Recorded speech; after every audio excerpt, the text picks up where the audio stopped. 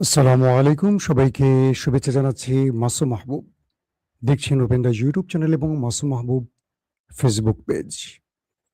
এক দর্শকের প্রথম প্রশ্ন দিয়ে আজকের লাইভটা শুরু করব, কারণ আজকে আপনাদের জন্য বিগ ব্রেকিং খবর আছে। স্ক্রিনে দেখতে পাচ্ছেন, এক দর্শক প্রশ্ন করেছেন, এক শ্রেণীর লোক শুধু গাজওয়াতুল হিন্দ নিয়ে পড়ে আছে, আর এক শ্রেণীর লোক ময়দানে কঠোর পরিশ্রম করছে। এই দুই শ্রেণীর ব্যক্তির ভেতরে সবচেয়ে কোন শ্রেণীর লোক আপনার কাছে দামি বলে মনে হয়? যিনি প্রশ্নটি করেছেন তাকে অনেক অনেক ধন্যবাদ, কারণ আপনার এই প্রশ্নটি খুব উপযুক্ত সময় করেছেন। আমরা মুসলমানরা সবচেয়ে বেশি পছন্দ করি কি জানেন? সবাই লড়াই করবে, আমরা ঘরে বসে দেখব। আমাদের ইমানের শক্তিটা হলো ঘরে বসে দেখা। গাজওয়াতুল হিন্দ আসবে আর বিজয় লাভ করবে, এই হাদিস থেকে বা আমাদের বড় বড় স্কলারদের এই বক্তব্য থেকে আমরা কি শিখলাম? ঘরে বসে আরামে ঘুমানো। একদিন হয়ে যাবে, বিজয় চলে আসবে, আমাদের কি টেনশন, আমাদের কি দরকার? কিন্তু যারা ইরানের ময়দানে, লিবাননের ময়দানে, গাজার ময়দানে, ইয়েমেনের ময়দানে যারা লড়াই করছে, আফগানের ময়দানে, তাদের আর আমাদের মধ্যে আকাশ পাতাল পার্থক্য। আল্লাহ রাব্বুল আলামিনের কাছে আমরা আব্দুল্লাহ বিন উবাইর অনুসারী হয়ে যাব, মানে মুনাফিকদের, যারা ঘরে বসে দেখেছে। আর যারা ময়দানে বসে লড়েছেন, তাদের আর আমাদের মধ্যে পার্থক্য আকাশ আর পাতাল। কথাটা বুঝতে পারছেন? আমার সেই দর্শক বা প্রশ্নকারীকে বলছি, আমরা হলাম মুনাফিক মুসলিম, আমাদের ক্যারেক্টার ঠিক না। আমরা নিজেকে মুসলিম দাবি করব, কিন্তু আমাদের মধ্যে মুসলমানের কিছু নাই। ভোটটা দেওয়ার সময় আমরা ইসলামের পক্ষে ভোট দেই না, গণতান্ত্রিক ওই যে সাংবিধানিক ওইসব দলকে ভোট দেই। তা আমরা মুসলমান, আল্লাহকে কি উত্তর দেবেন বলেন? যে তুমি, আল্লাহ জিজ্ঞাসা করবো, তুমি তোমার দিন প্রতিষ্ঠায় কাকে অনুসরণ করেছো? তো আমরা বলবো সাংবিধানিক গণতান্ত্রিক রাজনৈতিক দলকে। দর্শক, আশা করি বুঝতে পেরেছেন। যারা ময়দানে লড়াই করছে তারাই শ্রেষ্ঠ, তাদের কাছে আমরা কিচ্ছু না, তাদের পায়ের যোগ্য আমরা নই। আসেন আপনাদেরকে মূল খবরে নিয়ে যাচ্ছি। প্রিয় দর্শক, আজকের সবচেয়ে গুরুত্বপূর্ণ খবর কি জানেন? যে হরমুজ প্রণালী এবং ওমান সাগরে আমেরিকা নেভাল ব্লকেট তৈরি করে বসেছিল ইরানকে শিক্ষা দেবে, সেই ইরানের কাছে আমেরিকা শিক্ষা নিয়ে অবশেষে নেভাল ব্লকেট, সাগরে তাদের অবরোধ বন্ধ করে চলে যাবার ঘোষণা দিয়েছে। মার্কিন প্রেসিডেন্ট ডোনাল্ড ট্রাম্প তার সিচুয়েশন রুমে গুরুত্বপূর্ণ বৈঠক করেছেন। তারপর তার ট্রুথ সোশ্যালে তিনি জানিয়েছেন, ওমান সাগর থেকে তারা ব্লকেট তুলে দিয়ে চলে যাচ্ছেন। তাদের হাজার হাজার সেলর, যারা নৌবাহিনীর সদস্য আছেন নেভির, তারা পরিবারের কাছে ফিরে যাবে। ট্রাম্প বলছেন, আমরা আমাদের নেভাল ব্লকেট তুলে দিচ্ছি এবং আমরা চলে যাচ্ছি, এবং ইরান তারা তাদের নিউক্লিয়ার বা পারমাণবিক বোমা কখনো তৈরি করবে না। কে বলছে? Donald Trump. ইরান কখনো পারমাণবিক বোমা তৈরি করবে না। 2, ইরান হরমুজ প্রণালীতে কোনো প্রকার টোল আদায় করবে না। 3, ইরান এই অঞ্চলে শান্তি প্রতিষ্ঠায় আর কোনো সংঘর্ষে জড়াবে না। পাশাপাশি তিনি বলছেন, ইরান মার্কিন যুক্তরাষ্ট্রের এই বিষয়গুলো মেনে চলবে। কে বলছে? Donald Trump. তার মানে আমেরিকা অবশেষে হরমুজ এবং ওমান সাগরে থাকা তার নেভাল ব্লকেট বা নৌ অবরোধ তুলে পালিয়ে যাচ্ছে। ট্রাম্প নিজে যখন এই ঘোষণাটি দিলেন যে ইরান এটা করবে না, এটা করবে না, এটা করবে না, তখন ইরানের সর্বোচ্চ নেতা আয়াতুল্লাহ আলী খামেনি জানিয়েছেন, ট্রাম্প ফেক। আমাদের সাথে ট্রাম্পের এমন কোনো চুক্তি হয়নি যে আমরা নিউক্লিয়ার বোমা বানাবো না। আমরা নিউক্লিয়ার বোমা বানাবো না, এটা তো পূর্বেই জানিয়েছি। বরং আমরা এটা শান্তিপূর্ণ কাজগুলো, কর্মসূচিগুলো, যেমন বিদ্যুৎ তৈরি, মানব সেবায় যে নিউক্লিয়ার ব্যবহার চিকিৎসার জন্য, এগুলো আমরা অব্যাহত রাখবো, এটা ঠিক আছে। কিন্তু ট্রাম্পকে বলিনি আমরা নিউক্লিয়ার বানাবো না, এই ঘোষণা তাকে আমরা দিচ্ছি না আলাদাভাবে। 2, আমরা হরমুজ প্রণালীতে টোল আদায় করব না, এই কথা ট্রাম্পকে আমরা কথা দেইনি, এটিও তিনি ফেক বলেছেন। এখন প্রশ্ন হলো তাহলে ট্রাম্প নিজেই কি নিজের মুখ রক্ষার জন্য এই ঘোষণা দিয়ে এই অঞ্চল থেকে পালাচ্ছেন? এটি ঠিক। যখন তিনি দেখলেন যে মার্কিন যুক্তরাষ্ট্রের তেলের সংকট তৈরি হয়েছে, আমেরিকা বিভিন্ন দেশ থেকে তেল নিয়ে যে রিজার্ভ করেছিল সেটা প্রায় ফুরিয়ে আসছে, পাশাপাশি আমেরিকার ভেতরে তেলের দাম কয়েক গুণ বেড়ে গেছে, সেখান থেকেও চাপ আসছে। অব্যাহতভাবে পুরো পৃথিবী থেকে এখন তেলের জন্য চাপ আসছে। একদিকে দাম তো বেড়েছে, অন্যদিকে তেলের সংকট সৃষ্টি হয়েছে। এটার সমাধানে ট্রাম্প বাধ্য হয়ে হরমুজ থেকে চলে যাচ্ছেন, কারণ ট্রাম্প এখান থেকে চলে গেলে অনায়াসে বিভিন্ন দেশ ইরান থেকে অন্ততপক্ষে তেল নিতে পারবে, তেলের সংকট কমবে। পাশাপাশি ট্রাম্প তার নেভাল ব্লকেট তুলে দিলে ইরান হয়তোবা এই পথটাকে আবার খুলে দেবে, তখন অনায়াসে যে কোনো দেশ তেল নিতে পারবে টোল আদায়ের মাধ্যমে। তাহলে আমরা এক বাক্যে এইটুকু বুঝলাম, অবশেষে ইরানের কাছে হার মেনেছেন মিস্টার ডোনাল্ড ট্রাম্প, কারণ ইরানের সাথে পূর্ব চুক্তি ছাড়াই তিনি হঠাৎ করে তার নেভাল ব্লকেট তুলে দেওয়ার ঘোষণা দিয়েছেন এবং তার সকল নেভির সদস্যরা এখন তার দেশে ফিরে যাবে। তো এই খবরটি হলো আজকের সবচেয়ে বড় ব্রেকিং খবর, যেটা নিয়ে ইরানের সাথে হরমুজ প্রণালীতে বন্দর আব্বাসে, কেশমপুরে ব্যাপক তাণ্ডব, অ্যাটাক, পাল্টা অ্যাটাক এগুলো চলছে। যখনই আমেরিকা বুঝতে পেরেছে যে ইরানকে এই পথ দিয়ে কাবু করা যাবে না, ইরান তার অজস্র বিকল্প পথ তৈরি করে রেখেছে।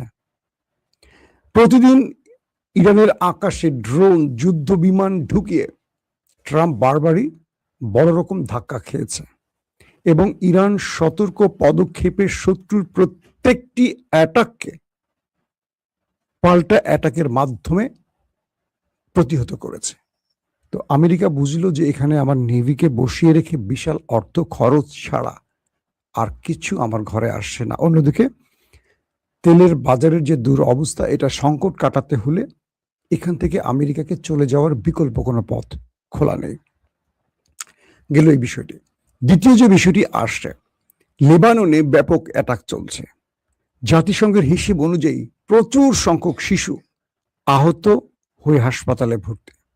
প্রচুর লেবানিজ প্রাণ হারাচ্ছে ওই দেশটির আক্রমণে। তারপরও যুদ্ধবিরতির যেই নিয়ম বা শর্ত সেটা মানছে না নেতানিয়াহুর দেশটি। তারা বিভিন্ন শহরে বোম্বিং করছে, বিভিন্ন আবাসন এলাকায় গিয়ে বোম্বিং করছে, কারণ তারা লেবাননকে একটা অংশকে দখলে নিতে চায় গ্রেটার ইসরায়েলের ফর্মুলায়।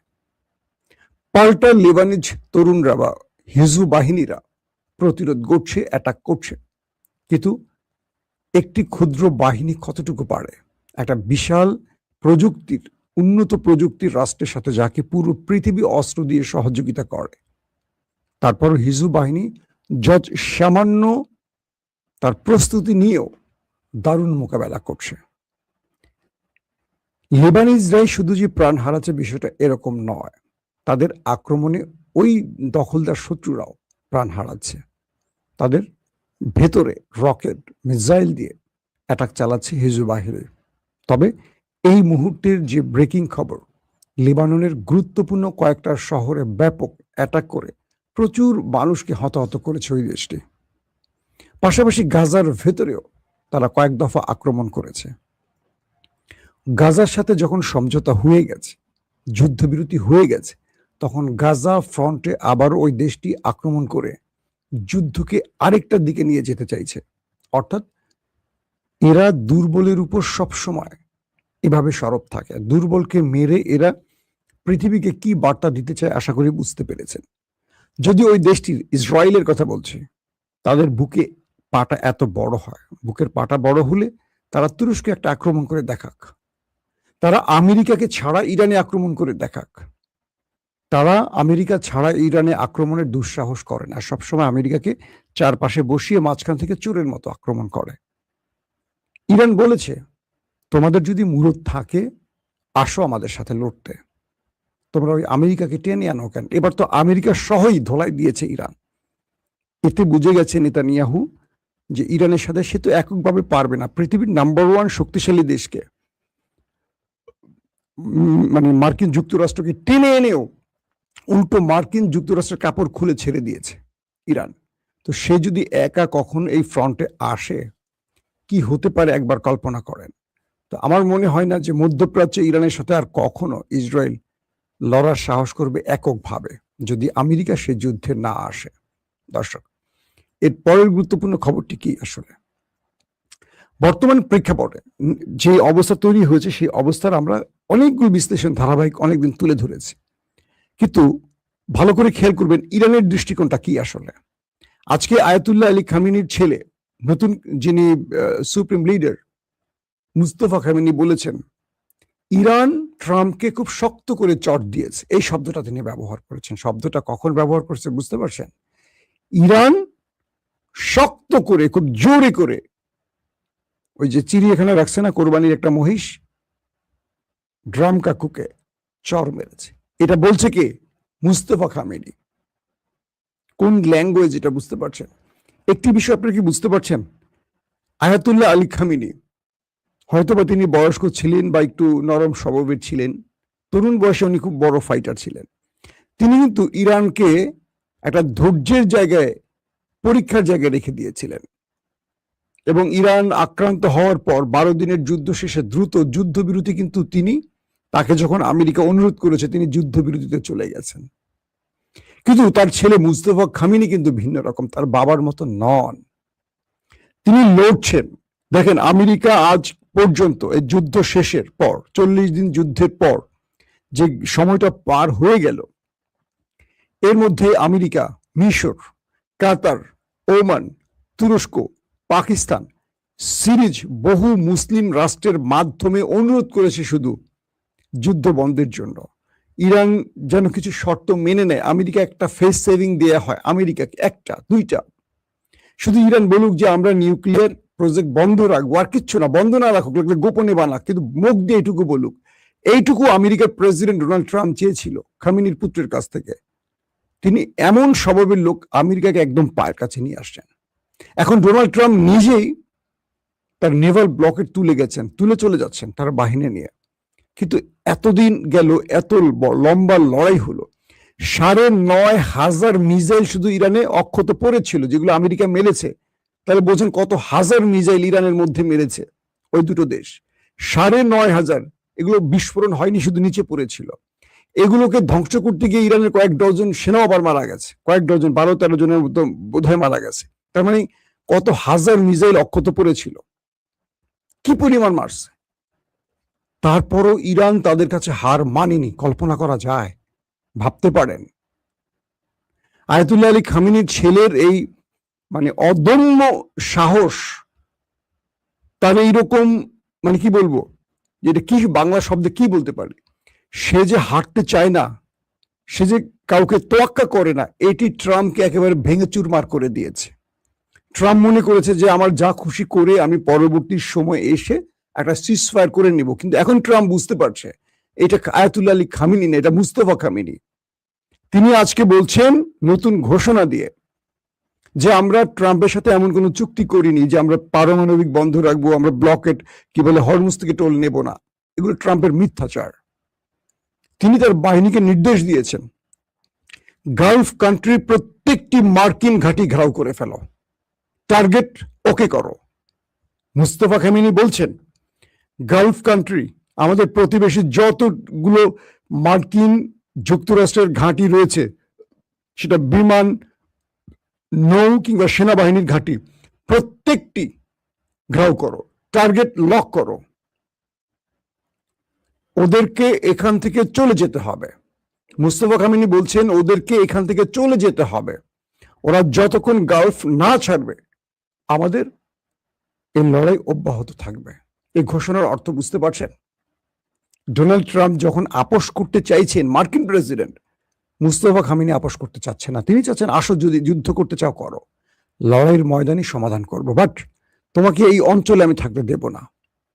এই পরিস্থিতিতে ডোনাল্ড ট্রাম্প পড়ছে আরো বড় মাইনকাচি পায়।